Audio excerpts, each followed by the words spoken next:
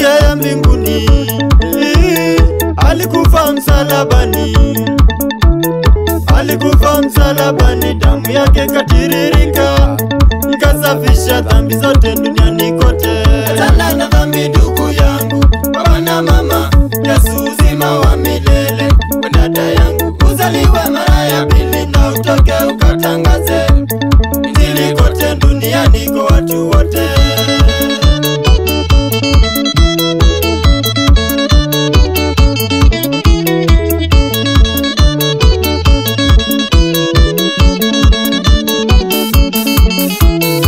Akenda jioni ndugu, na kukawangiza totoro. Yesu kalia msalabani kwa sauti kubwa, Baba, mikononi mwako naiweka roho yangu. Achana na dhambi ndugu yangu, baba na mama, Yesu uzima wa milele. Kwa dada yangu, uzaliwe mara ya pili na utoke ukatangaze injili kote duniani kwa watu wote.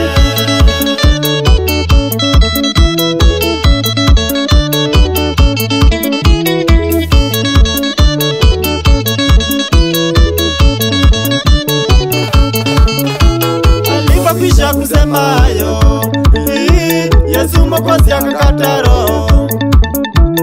Tukapata ondoleo ya dhambi Adamu na Eva waliotenda mle shambani kula tunda waliokatazwa. Achana na dhambi ndugu yangu, baba na mama, Yesu uzima wa milele. Kwa dada yangu, uzaliwe mara ya pili na utoke ukatangaze injili kote duniani kwa watu wote.